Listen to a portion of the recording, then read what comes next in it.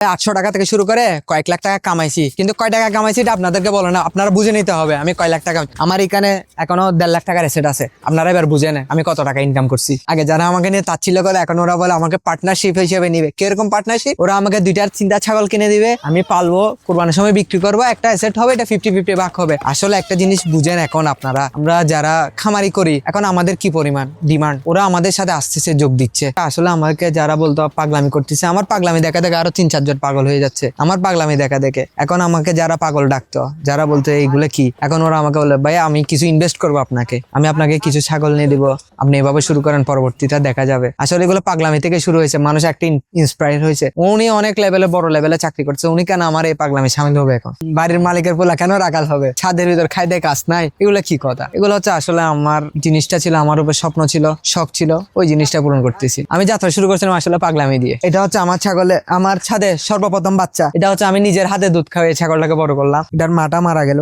ওই তাও আমি শিখছি, মা শুধু মারা যায় না, অনেক কিছু শিখছি। এটা আমি, সবাই বলে এই ছাগলটা অনেক নাম দিছে, আমি বলছি না এই ছাগলটার নাম হবে সুন্দরী। প্রথমে একটা ছাগল ছিল 2024 সালে, ওই ছাগলটার নাম ছিল জঙ্গলি। ছাগলটা খাসি ছাগল ছিল, মিনিমাম হাইটটা ছিল এতটুকু, আনুমানিক আপনার 32-33 হাইটের ছিল। এই ছাগলটাকে আমি যদি বলে আমি ছাদে আসছি, তালা খুললাম, ওই ছাগলটা ওখানে ডাকতো মে মে মে, মানে আমি আসছি। ওই ছাগলটার সাথে আমার অনেক স্মৃতি। এই ছাগলটা আমি বিক্রি করলাম, কিন্তু বিক্রির মালিকের কাছে গেছে যে আমি রশি লাগাই না গায়ে, আমি গলায় কোনো রশি লাগাই না, আমার সাথে হেঁটে হেঁটে চলে গেছে। আমার ফ্রেন্ডরা জিজ্ঞেস করে তোমার ছেলেরা কেমন আছে, ওই ছাগলগুলাকে আমার ছেলে বোঝাচ্ছে, ওরা ছেলে মেয়ে। এখন আমার বিল্ডিং এর অনেকে বলে তোমার ছেলে মেয়ে কেমন আছে।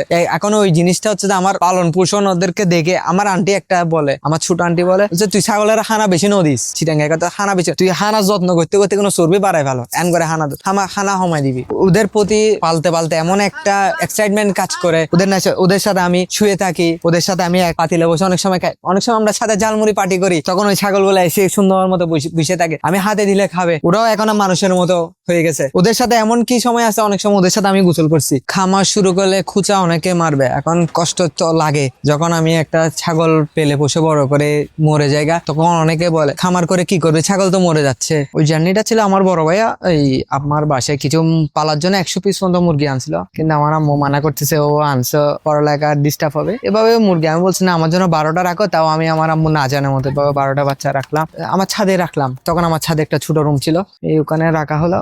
ওখান থেকেই যাত্রাটা শুরু আস্তে আস্তে। তখন আমার কাছে বলতে ঈদের জমানো 800 কি 900 টাকা ছিল, ওইভাবে মানে আমার হাত ধরে স্টার্ট। ওইখান থেকে আস্তে আস্তে পালা বদলে দিন যত যাচ্ছে, এত যে অ্যাসেট হচ্ছে, মুরগি বিক্রি করলাম। তখন আমি ইনকিউবেটর বানাতাম, প্রায় সময় ইনকিউবেটর বানাতাম। আমার মামারা 3-4 বছর মুরগি পালে, আমি একটা বিশাল অ্যাসেট একটা জমা করলাম। ওখান থেকে আমি মানে কুরবান আসতো, সবাই এত সুন্দর সুন্দর গরু, এত ছাগল, এত বড় কেমনে কবে, একটা কৌতূহল ভাব থাকতো। ওই কৌতূহল ভাব থেকে শুরু করে একটা ছাগল কিনলাম 2024 সালে। ওই ছাগল দিয়ে আমার পথ চলা শুরু।